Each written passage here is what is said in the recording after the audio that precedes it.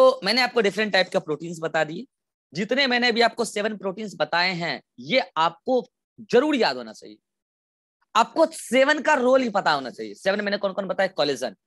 Collagen मैंने क्या बोला? स्ट्रक्चरल प्रोटीन है, एनिमल वर्ल्ड में सबसे ज्यादा पाए जाने वाला प्रोटीन है। मैं आपको बता देता हूँ, खास करके यह हड्डियों के स्ट्रक्चर में होता है, मतलब हड्डियों में ये पाया जाता है। ठीक। दूसरा मैं कह रहा हूं कि रुबिस्को ये पूरे ऑल ओवर द बायोस्फीयर में सबसे अधिक पाए जाने वाला एंजाइम है। मिलता कहाँ है? क्लोरोप्लास्ट कंटेनिंग सेल में। अब आप जान रहे हैं क्लोरोप्लास्ट कहाँ कहाँ होता है, पढ़ा चुके हैं। प्लांट में होता है, प्रोटिस्टा में होता है, इस सब में होता है, तो उसमें मिलेगा। एल्गी वगैरह में भी होता है, वहां मिलेगा। ठीक है, रुबिस्को। और ये फोटोसिंथेसिस में हेल्प करता है। रोल क्या है? कार्बोक्सिलेशन और ऑक्सीजनेशन रिएक्शन दोनों में मदद करता है। तीसरा मैंने आपको बताया इंसुलिन हार्मोन है, डिटेल में बताऊंगा। एंडोक्राइन सिस्टम में ब्लड ग्लूकोज लेवल को रेगुलेट करता है। और चौथा मैंने आपको बताया ग्लूट4, इंसुलिन की ही प्रेजेंस में ग्लूट4 एक ट्रांसपोर्टर है। ग्लूट4 सेल मेम्ब्रेन ट्रांसपोर्टर ग्लूकोज के लिए यूनिपोर्ट ट्रांसपोर्ट कराता है ग्लूकोज का बाहर से अंदर। और ये सभी सेल मेम्ब्रेन में नहीं मिलता है, अलग अलग सेल मेम्ब्रेन में अलग अलग ग्लूट है। जैसे मैं आपको लीवर में बताऊंगा ग्लूट2 है, एडिपोज टिश्यू में या अदर नॉर्मल सेल्स में उन समय ग्लूट4 है। ऐसे अलग अलग जगह अलग अलग ग्लूट है। ठीक है, और वही ग्लूट4 insulin mediated glucose transporter glucose. Then इसके बाद मैंने आपको बताया कि ट्रिप्सिन ये एक डाइजेस्टिव एंजाइम है। ऐसा कई सारे एंटीबॉडी प्रोटीनेसियस होता है। ऐसे मेनी मोर कई सारे रिसेप्टर जो बाहर से इंफॉर्मेशन लेके अंदर देते हैं। प्रोटीनेसियस रिसेप्टर याद कीजिए, हार्मोन रिसेप्टर। और भी रिसेप्टर हैं, नर्वस सिस्टम के भी रिसेप्टर हैं, डेंड्रॉन पर नर्वस रिसेप्टर, इलेक्ट्रिकल रिसेप्टर, कई सारे रिसेप्टर प्रोटीन के बने होते हैं। ये सब एनसीईआरटी के हैं। अगर in different type of proteins के रोल में अगर आपको कोई दिक्कत है तो आप पूछ सकते हैं हाथ खड़ा करके, फिर मैं अगले टॉपिक पे आता हूँ। बोलिए, एनी प्रॉब्लम? वो 7 के 7 टाइप्स आपको जरूर याद होने चाहिए। किसी को उसके रोल में दिक्कत है? सातों का रोल मैंने बता दिया है, नहीं है? चलिए बढ़ते हैं आगे। देन अब हमारा नेक्स्ट टॉपिक है पेप्टाइड बॉन्ड सिंथेसिस। क्या होता है पेप्टाइड बॉन्ड? जब आप एनसीईआरटी का लाइन पढ़िएगा तो वहां पे आपको एक लाइन देखने को मिलेगा, प्रोटीन इज, ऐसा लाइन देखने को मिलेगा, प्रोटीन इज हेटेरोपॉलीमर। क्या लिखा है? Heteropolymer, not a homopolymer. इसका मतलब क्या है? इसी को समझाने के लिए मैं आपको समझा रहा हूं पेप्टाइड बॉन्ड। बेसिकली क्या है, आपको एक दिन मैंने पहले भी बोला था, मर का मतलब होता है यूनिट, पॉली का मतलब होता है मेनी।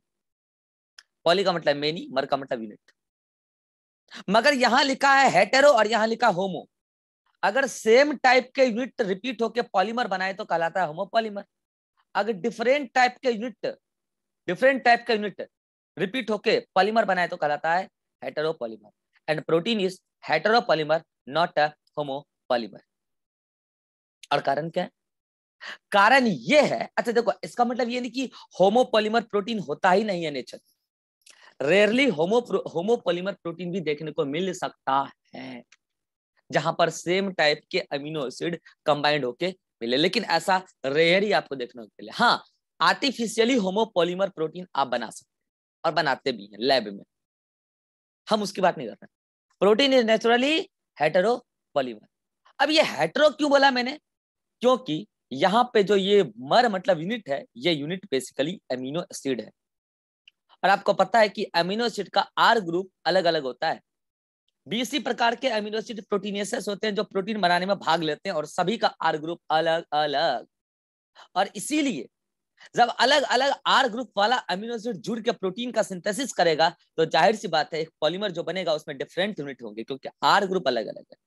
और इसीलिए protein is heteropolymer not a homopolymer. और उसी बात को समझाने के लिए कि अलग अलग amino acid having different R group किस केमिकल बॉन्ड के द्वारा जुड़ते हैं, तो बॉन्ड तो कई सारा होता है प्रोटीन में, लेकिन मैं आपको मेन बॉन्ड जो बता रहा हूं वो मेन बॉन्ड है पेप्टाइड बॉन्ड। और भी कई सारे बॉन्ड है, उसका नाम आ जाएगा आगे। तो इसके लिए मैं क्या करता हूं, आपके सामने दो अमीनो एसिड के बीच में रिएक्शन कराता हूं। ओके, देखो मैंने लिखा एक अमीनो एसिड,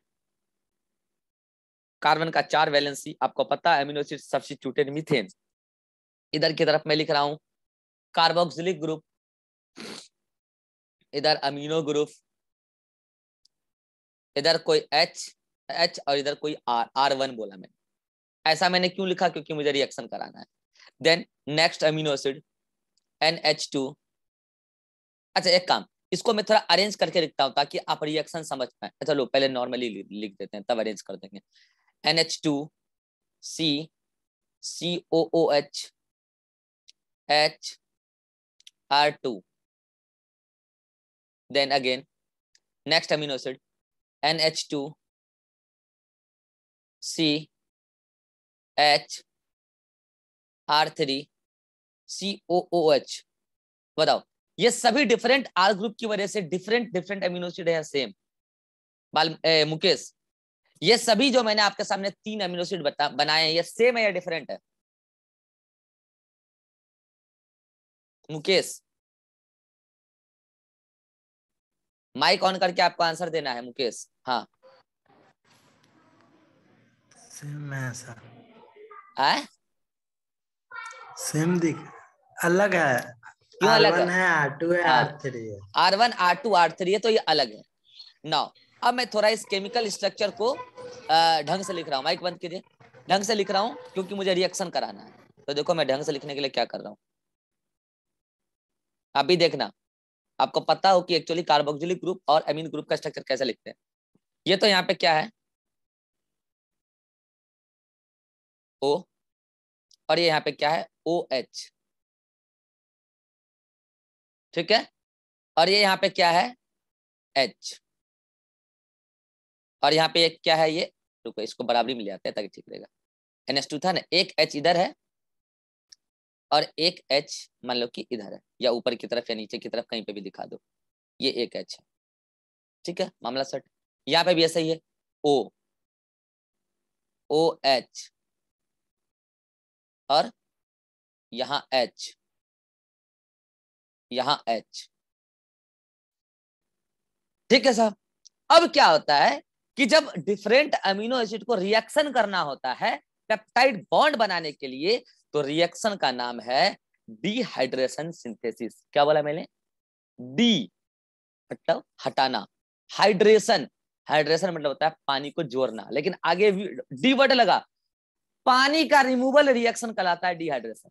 डिहाइड्रेशन सिंथेसिस मतलब इस रिएक्शन की मदद से हम कुछ बनाने जा रहे हैं, और इस रिएक्शन की मदद से बनता है अमाइड।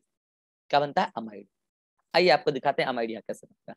बेसिकली यहाँ पे वाटर को रिमूव करने के लिए NH2 अपना देता है H और कार्बोक्सिलिक अपना देता है OH।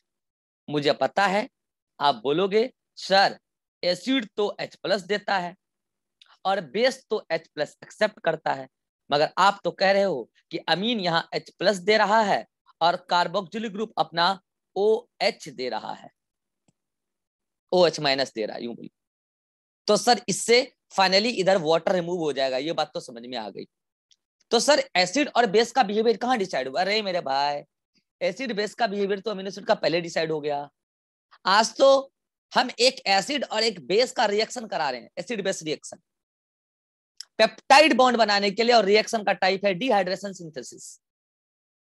और यहाँ डिहाइड्रेशन सिंथेसिस में वाटर रिमूव करना है, जहां पर एक बेस ने H+ दिया और एक एसिड ने OH- दिया है, और यहां पर मुझे डिहाइड्रेशन रिएक्शन करा। अगर ऐसा है तो मुझे बताना, यहां से O- निकल गया, यहां से H निकल गया H+ के फॉर्म में, तो यानी कि H अपना इलेक्ट्रॉन छोड़ के गया है। यहां से OH- निकला है, यानी कि O एक इलेक्ट्रॉन लेकर गया है। तो मुझे बताना क्या इस दौरान कार्बन पे पॉजिटिव चार्ज नहीं आ जाएगा? और क्या इस दौरान इस नाइट्रोजन पे निगेटिव चार्ज नहीं आ जाएगा? यहां तक कितनों को समझ में आ गया? चूंकि कार्बोक्सिलिक ग्रुप ने OH- रिलीज किया तो कार्बन पे पॉजिटिव चार्ज आ गया, और अमीन ग्रुप ने H+ रिलीज किया है तो उस पे निगेटिव चार्ज आ गया है। ठीक इसी प्रकार से यहां पे भी होगा, यहां पे भी डिहाइड्रेशन सिंथेसिस, इसने भी अपना OH और H मिलकर निकाला और वाटर निकल गया, डिहाइड्रेशन रिएक्शन हो गया। क्योंकि यहां से OH- निकल रहा है तो यहाँ कार्बन पे पॉजिटिव चार्ज आ गया और यहाँ पे नाइट्रोजन पे निगेटिव चार्ज आ गया। तो क्या मैं अब नीचे में इसको ऐसे लिख सकता हूं, देखना ध्यान से। कार्बन जो था सब कुछ एज इट इज, जो था एज इट इज, जो रिएक्शन में भाग लिया है केवल उसको चेंज करना है। मैं आपको ये सिखा रहा हूं कि पेप्टाइड बॉन्ड कैसे बनाते हैं। ये तो एज इट इज था, ये ऐसे है, रहने दो। R1, H ऐसे ही था, R2, H ऐसे ही था, R3। इधर वाला कार्बोक्सिलिक अभी फ्री है रिएक्शन करने के लिए, ठीक है। अब मुझे बताओ, यहाँ पे ये CO था और यहाँ पे NH था ना। यहाँ पे भी ये CO था और यहाँ पे ये NH था। अब मुझे बताओ, जब OH और H माइनस निकला है तो यहाँ पे कैसा चार्ज आया है, बोलो पॉजिटिव। और यहाँ पे कैसा चार्ज आया है, निगेटिव। यहाँ पे कैसा चार्ज आया है, पॉजिटिव। यहाँ कैसा चार्ज आया है, निगेटिव। और मुझे बताओ, क्या यहाँ पे इलेक्ट्रॉन का अनइक्वल डिस्ट्रीब्यूशन हो चुका है? और इस दौरान अब ये इलेक्ट्रॉन अपना फैलाव करेगा, क्योंकि ये इलेक्ट्रॉन की डेफिशिएंसी क्रिएट कर लिया और ये इलेक्ट्रॉन की एक्सेस क्रिएट कर लिया है। तो अब इलेक्ट्रॉन क्या करेगा, यहाँ डिस्पर्स हो जाएगा और एक बॉन्ड बन जाएगा, एक बॉन्ड बन जाएगा, एक बॉन्ड बन जाएगा। और ये बॉन्ड CN बॉन्ड होगा, ये CO बॉन्ड नहीं है, ये CN बॉन्ड है। लेकिन यहाँ पे कार्बन ऐसा कार्बन है जो एक डबल बॉन्ड से ऑक्सीजन से अटैच्ड है, और ऐसे ही बॉन्ड को कहते हैं, ऐसे CN बॉन्ड को कहते हैं हम लोग amide bond. That means amide bond is this. अब ऐसे जनरल रिप्रेजेंटेशन है, CONH लिखते हैं, बच्चा को लगता है N और O के बीच में क्या है, बॉन्डिंग। तो उसको समझाने के लिए मैंने यहां अच्छे से लिख दिया कि this is actually amide bond. इधर वैलेंसी फ्री है किसी से बाइंड होने के लिए, इधर वैलेंसी फ्री है किसी से बाइंड होने के लिए। और यहाँ पे ये N कार्बन से अटैच्ड है, ऐसे कार्बन से जो एक डबल बॉन्ड के द्वारा ऑक्सीजन से अटैच्ड है, और ऐसे ही केमिकल बॉन्ड को अमाइड बॉन्ड कहते हैं। और इस दौरान इलेक्ट्रॉन दिया है अमाइड बॉन्ड में नाइट्रोजन ने, किसको दिया है, कार्बन को। कार्बन पे इलेक्ट्रॉन डेफिशिएंसी कैसे क्रिएट हुई, क्योंकि उसने OH माइनस रिलीज हुआ है। नाइट्रोजन पे इलेक्ट्रॉन एक्सेस कैसे आई, क्योंकि उन्होंने H प्लस रिलीज किया है। और तब जाके जो ये बॉन्ड बनता है इन दोनों के बीच में, यही बॉन्ड को हम कहने लगते हैं क्या। जब बॉन्ड बन जाएगा तो पॉजिटिव और नेगेटिव तो हट जाएगा ना, क्योंकि बॉन्ड तो बन गया। बॉन्ड बनने के बाद तो इलेक्ट्रॉन का डिस्ट्रीब्यूशन हो गया ना, तो इनके बीच में जो बॉन्ड बनेगा यही बॉन्ड है पेप्टाइड बॉन्ड। क्या ये पेप्टाइड बॉन्ड बनने के लिए ये भी इधर फ्री है? हाँ बिल्कुल फ्री है, रिएक्शन करते जाओ, फ्री है। तो क्या इधर से भी कोई COH आकर रिएक्शन कर सकता है? कर तो सकता है, लेकिन हमने जब ये 1 काउंट कर लिया, मतलब आगे रिएक्शन इधर चल रही है। बाकी आपको डिटेल बताया जाएगा 12th में जब पढ़ाया जाएगा आपको, क्या, protein synthesis, that is the process of translation, detail पढ़ाया जाएगा। आपको मैंने एक शॉर्ट बताया इस तरीके से। क्या आपको नहीं लग रहा कि एक अमीनो एसिड, दूसरा अमीनो एसिड, तीसरा अमीनो एसिड, चौथा, सोन सोन, ऐसे कई सारे अमीनो एसिड मिलके एक चेन तैयार करते हैं। और अगर वो चेन 2 से 20 अमीनो एसिड के बीच का है, जैसे 2, 3, 4, 5 ऐसे है, तो ऐसे पर्टिकुलर अमीनो एसिड के चेन को कहते हैं हम लोग ओलिगोपेप्टाइड। क्या कहते हैं, ओलिगोपेप्टाइड या सिंपली पेप्टाइड, या तो ओलिगोपेप्टाइड या सिंपली पेप्टाइड, क्योंकि इस अमाइड बॉन्ड का नाम है पेप्टाइड बॉन्ड, तो उससे बनने वाले चेन का नाम हो जाता है peptide, peptide bond. Peptide bond is a type of amide bond. Amide bond क्या होता है, CN बॉन्ड, जहां पर C ऑक्सीजन के साथ अटैच हो। Amide bond is peptide bond, peptide bond is amide bond. मगर अगर ये चेन लंबा हो गया, मोर देन 20 अमीनो एसिड, तो उसी चेन को, मोर देन 20 अमीनो एसिड, तो उसी चेन को कहने लगते हैं पॉलीपेप्टाइड चेन। और जाहिर सी बात है, जब पॉलीपेप्टाइड चेन बनेगा उसी को कहते हैं, चाहे वो ओलिगोपेप्टाइड चाहे वो पॉलीपेप्टाइड चेन, यही है प्रोटीन, यही है प्रोटीन। और अगर ऐसा है तो चूंकि R ग्रुप अलग अलग होता है, मींस प्रोटीन इज हेटेरोपॉलीमर। कितनों को बात समझ में आ गया, प्रोटीन इज हेटेरोपॉलीमर। और कितनों को पेप्टाइड बॉन्ड सिंथेसिस समझ में आ गया, चमक गया? जल्दी से हाथ खड़ा करें। पेप्टाइड बॉन्ड अगर समझ में आ गया तो हाथ खड़ा करें जल्दी से, सिंपल सी बात थी, मैंने समझा दिया है, सभी को आ गया, वाह बहुत बढ़िया। चलिए, तो ये था पेप्टाइड बॉन्ड सिंथेसिस। अब देखिए इससे क्वेश्चन क्या आता है कि 2 अमीनो एसिड को लिंक करने वाले बॉन्ड का नाम बताइए, पेप्टाइड बॉन्ड। अब मैं कह रहा हूं, आप बोलोगे सर आप तो कहते थे कि लिविंग सिस्टम में कोई भी ऐसा रिएक्शन नहीं है जो एंजाइम के द्वारा कैटालाइज्ड ना हो, और आज आप लिविंग सेल के अंदर प्रोटीन सिंथेसिस बता रहे हैं, मतलब पेप्टाइड बॉन्ड सिंथेसिस बता रहे हैं, तो सर यहाँ तो एंजाइम लगा होगा। कोई बात सोचा? अब तो सोचे होगा, अब तो डाउट हुआ होगा, सर ये तो रिएक्शन है, डिहाइड्रेशन रिएक्शन, तो एंजाइम चाहिए। हाँ, तो पेप्टाइड बॉन्ड को बनाने वाले एंजाइम का नाम सुनिएगा ध्यान से बच्चों। पेप्टाइड बॉन्ड को बनाने वाले एंजाइम का नाम होता है पेप्टाइडाइल ट्रांसफेरेज। पेप्टाइडाइल ट्रांसफेरेज। और सुनोगे एक बात, पेप्टाइडाइल ट्रांसफेरेज कौन है? सुना ध्यान से, क्योंकि आपको पता है प्रोटीन सिंथेसिस प्रोकैरियोट्स में भी होता है और यूकैरियोट्स में भी होता है। सुन लो कान खोल के, ये तो पेप्टाइडाइल ट्रांसफेरेज है ना, प्रोकैरियोट्स और यूकैरियोट्स के अंदर अलग अलग है। और आपको जान के ताज्जुब होगा, कोई बता सकता है ये पेप्टाइडाइल ट्रांसफेरेज कौन है? मैं इतना हिंट दे देता हूं कि राइबोजाइम है। इतना हिंट दे देता हूं कि राइबोजाइम है। राइबोजाइम मतलब ऐसा एंजाइम जो आरएनए है। मैं बार बार कहता हूं mostly enzyme are protein except ribozyme, वो आरएनए है। कौन सा आरएनए पेप्टाइडाइल ट्रांसफेरेज की तरह करता है, एज ए एंजाइम करता है प्रोटीन सिंथेसिस में? प्रोकैरियोट्स और यूकैरियोट्स दोनों में अलग अलग है। चलो इतना हिंट दे देता हूं कि आरएनए है। चलो और बोलूं क्या? अब कौन बता सकता है, बताओ, हाथ खड़ा करो तो बोलो प्रिया। बोलो बोलो प्रिया, सर्राफ। सर नहीं पता। नहीं पता है? नहीं पता है? प्रतीक, प्रतीक। नहीं पता है सर। हिमांशु श्रीवास्तव, नहीं पता है सर। अब कुछ याद है?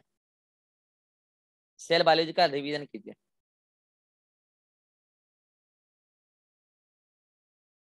अब कुछ याद है किसी को? नोट्स उल्टा के देख लीजिएगा। मैंने कहा था जब मैं आपको राइबोसोम पढ़ा रहा था, राइबोसोम का काम है प्रोटीन सिंथेसिस। मैंने कहा था कि प्रोटीन सिंथेसिस में जो एंजाइम होता है वो खुद आरएनए होता है। प्रोटीन सिंथेसिस में एंजाइम जो होता है वो खुद आरएनए होता है, और वो आरएनए पेप्टाइडाइल ट्रांसफेरेज की तरह करता है, मतलब एंजाइम की तरह करता है। और प्रोकैरियोट्स में वो 23S आरएनए है और यूकैरियोट्स में वो 28S आरएनए है। मतलब आरएनए खुद एज ए एंजाइम एक्ट करता है। लिविंग सिस्टम के अंदर peptide bond synthesis without enzyme नहीं होता है, मगर out from the cell non living condition में ये रिएक्शन विदाउट एंजाइम कराया जा चुका है, बट रिएक्शन का रेट काफी स्लो ऑब्जर्व हुआ है। रिपीट कर रहा हूं, लिविंग सिस्टम के अंदर कोई भी रिएक्शन विदाउट एंजाइम नहीं होता है, तो वहां पे एंजाइम कौन है? पेप्टाइडाइल ट्रांसफेरेज। लिविंग सिस्टम के अंदर peptide bond synthesis enzyme peptidyl transferase के प्रेजेंस में होता है, मगर out from the cell artificially peptide bond synthesis कराया गया है without peptidyl transferase, but reaction की रेट स्लो ऑब्जर्व की गई है, काफी स्लो। और अगर इतना स्लो लिविंग सिस्टम के अंदर रिएक्शन चलता भी होगा, मतलब इतना स्लो अगर प्रोटीन बनता भी होगा, तो वो प्रोटीन जो इतना स्लो बन रहा है वो हमारे लिविंगनेस के लिए रिस्पॉन्सिबल नहीं होगा, क्योंकि उतने स्लो रेट से बनने वाला प्रोटीन हमारे लिविंगनेस को क्या मेंटेन करेगा? इसका मतलब जो फास्ट रेट से प्रोटीन बन रहा होगा वही हमारे लिविंगनेस को मेंटेन किया होगा। मींस आप कह सकते हैं peptide bond synthesis also a enzyme catalysed reaction. बात सही है, एंजाइम के द्वारा कैटलाइज्ड हो रहा है। तो यह बात हो गई पेप्टाइड बॉन्ड सिंथेसिस की। बोलो यहाँ तक किसी को सर कुछ? धीरज सर के क्लास का लिंक आ गया है। अच्छा, टाइम हो चुका है क्या? यस सर, अभी से 4 बजे से। ओ 4 बजे से, ठीक है। तो आप लोग जाइए, ओवर हो स्क्रीनशॉट रहा है लीजिए सर। जल्दी से। हाँ स्क्रीनशॉट लीजिए जल्दी से, जल्दी से जल्दी से स्क्रीनशॉट लीजिए जल्दी से। चलिए, यहाँ तक किसी को कोई डाउट है? डाउट है तो जल्दी पूछ लीजिए, बाकी मिलते हैं नेक्स्ट क्लास में। एनसीईआरटी का होमवर्क लिखिए फटाफट, जल्दी लिखिए।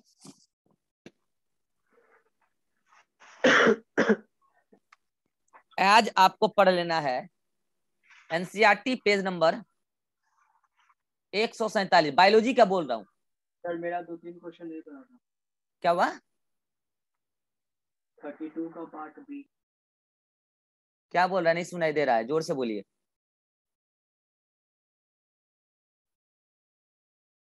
जोर से बोलिए, कौन बोल रहे हैं?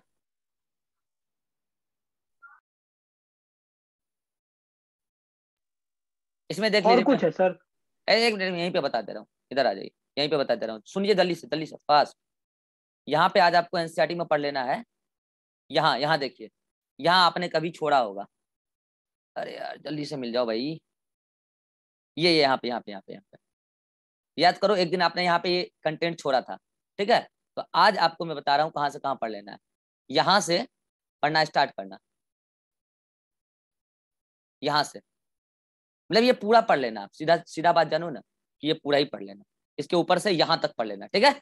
यहाँ तक पढ़ लेना, देन थोड़ा सा आगे और होगा, बता देता हूँ कहाँ। 1 मिनट रुको बस। Protein protein protein